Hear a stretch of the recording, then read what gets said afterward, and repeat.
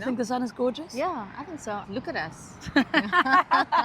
Okay, Plnty podcast with RushTush.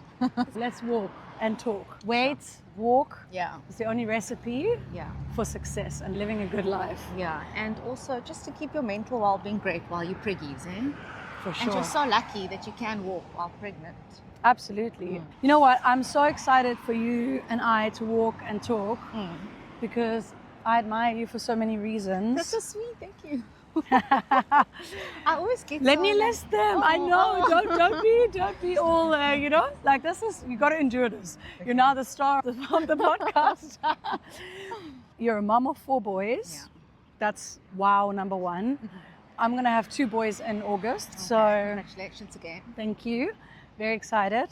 And you're an entrepreneur that seeks its comparison when it comes to authenticity and drive and the way that you go about executing your business goals. You're building the life that you want. I could do more. Hey? I could do more. Of course, we all can. But I think if you do more, then we all going to be like, okay, wow, now we've got to up level again. So give us a chance to catch up. Can you describe yourself to everybody listening and watching this in 3 words? I am intense, and at the same time that I'm intense, I'm fun and driven. Amazing. Yeah. What incredible qualities. Yeah.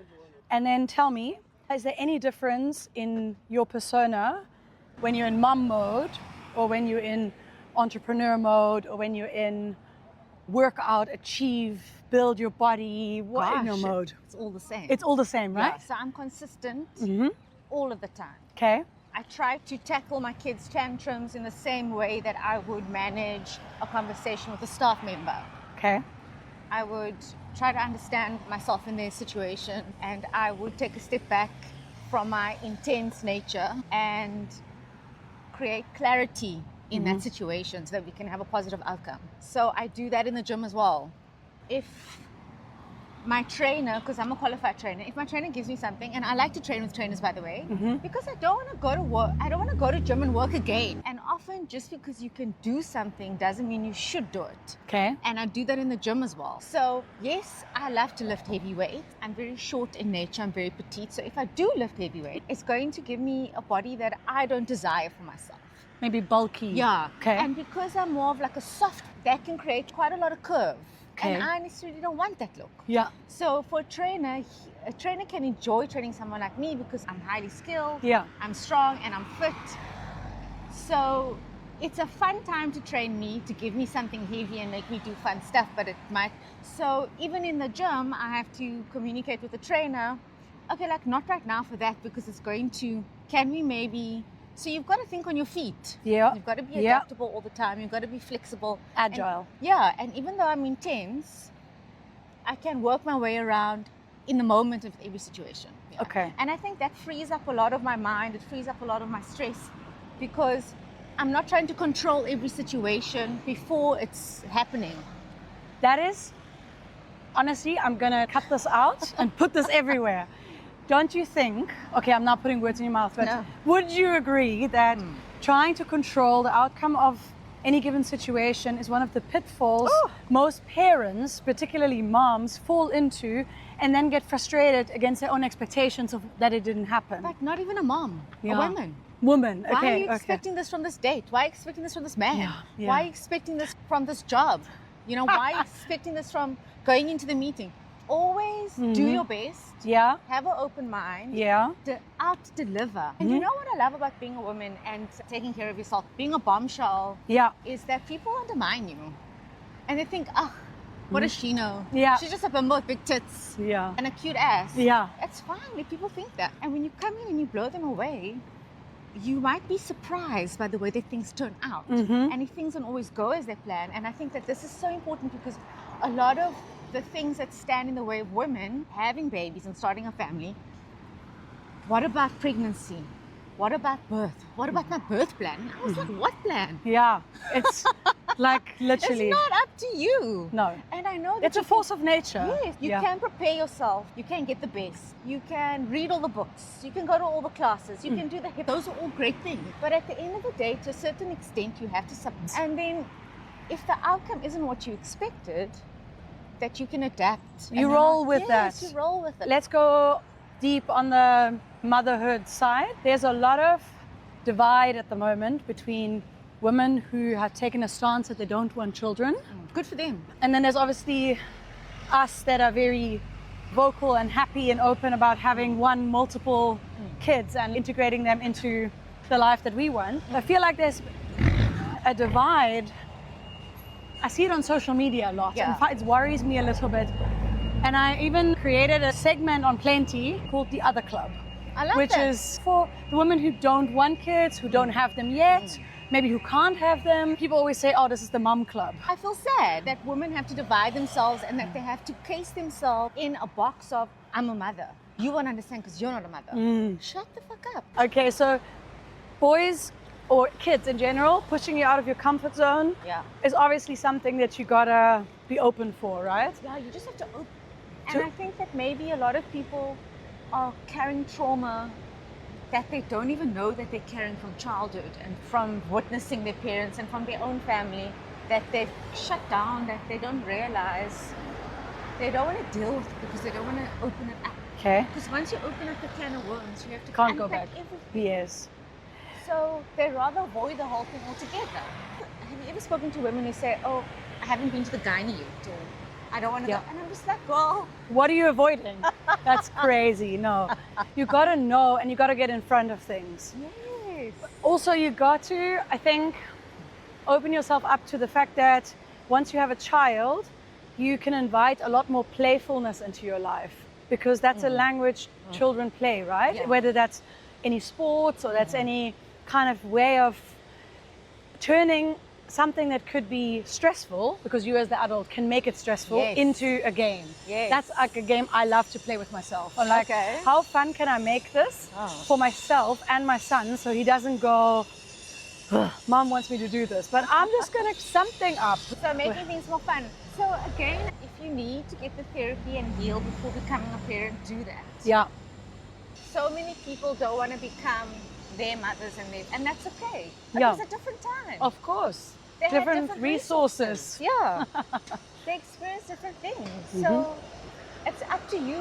A lot of people say, oh, like what happens in your household? And I said, I'm the mother, I make the rules. Literally. This is my household. I can decide how I do things. You don't need to do things the way that your mom and your granny, no disrespect to them. No. But you are the one that's in charge. So why are you asking anyone else?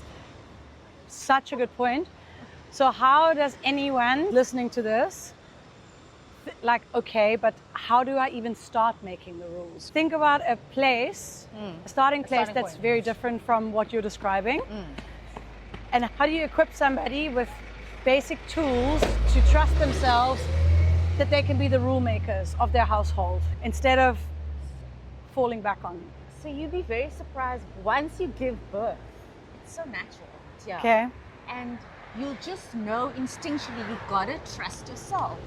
You've got to love yourself. You've got to respect yourself. And that means everybody in the household will respect you. It's not going to be a nanny or a night nurse or somebody who's assisting you, because help is essential. It's crucial. Yeah.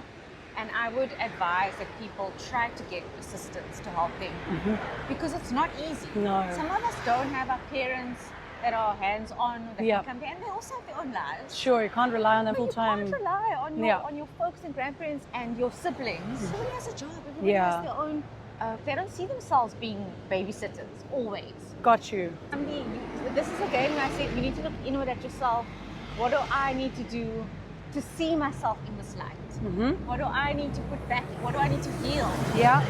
So I can trust myself. Because if you don't trust yourself, how's anyone else going to trust you? Yeah, it's not going to sound convincing. Or respect you. Yeah. They're going to be like, oh no, what does she know? You can't doubt yourself. You need to know with conviction. I'm going to wear these yellow shoes today. And those are the yellow shoes I'm going to wear. They're so great. And I don't care if anybody doesn't like yellow. Yeah. So those decisions carry through onto how you raise your kids, onto the home that you make, and onto the relationship you have with your partner. I think a big part of confidence, aura, is prioritizing yourself and feeling sexy. And sexy doesn't necessarily mean for the pleasure of a man. Yeah, or a specific yourself. outfit Yes, or a specific yes. way. Yeah, I get you. How you feel? No, because some people don't get that. It's about yourself. I like everything you've said, and I would subscribe to that. And I also, for me, it came naturally after I gave birth. There's a lot of instinct inside of me that I just know I can follow. I trust myself implicitly. But something I've picked up in just narrative or talking to a lot of people that are either pregnant or just had their babies, there is so much insecurity around basically anything to do with the child. So on a side note, one of the NICU nurses told me, I don't want to sound harsh, but it's really difficult to kill a baby. And I was like, okay, cool. That's actually really good advice because you always think they're so resilient. They are. They're built for survival. We all are. So if you go with that as the baseline and you're like, cool, now what do I need to feel in that moment or on that day my best? And what can I give my child, my family, once my cup is full? Yeah. Then it's not rocket science. Like not gonna... It's not. And if you really feel like it's not for you, then don't. And one day you might change your mind. And if you also don't change your mind, then it's okay.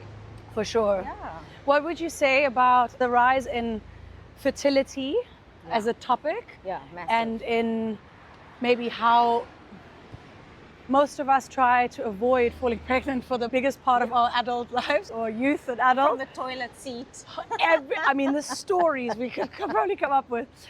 And suddenly you're like at an age or maybe at a point in your career, whatever, people around you are having kids and you're thinking, oh, now I'm ready too. Yeah. And then you're expected to happen like that and then it doesn't. Have you experienced this yourself? Loads of fertility problems. I had a dermoid cyst on my ovary removed via laparoscopy, and then I fell pregnant. Straight away? 3 months after, not even. What? It was November and then I fell pregnant in Jan. Wow. So if I hadn't done that op, because I was delaying the issues that my body was telling me. Why? Because I was afraid. What were you afraid of? I think when you're young, you might not be exposed to enough people sharing their stories. Things are very different now. I think we have an overload of information. Oh yeah. I think all the bombarding of negative press on motherhood and pregnancy and birth influences a lot of the way that women think. It's very fear-mongering, but at the same time people are like, why does no one talk about this? And why did no one tell me? And mothers just pretend that it's so easy. Nothing in life is easy. Of course not. And we're not pretending, we're just choosing to look at it in a positive way. There's mothers that just pretend that they snap back. There's no such thing. Everything is hard work. Hard work. Everything. Even keeping your fucking mouth cavity free. You've got to floss. You've got to visit the dentist. You've got to do all the work. Everything. Your hair, your skin, your body. Yeah. Your mindset is a lot of work. And so is growing a baby and raising a baby. Of course, you're gonna have prolapses. You're gonna have stitches. Yeah. Pain. Your ass and your. That is life. Yeah. And just because our parents didn't complain about it, didn't mean that it didn't happen to them. Sure. So it's more of a way of, so it happened to everybody, but we are the first generation that's properly open about it and creating more leveled expectations to those that come after us. Yes, and some people, they feel frightened.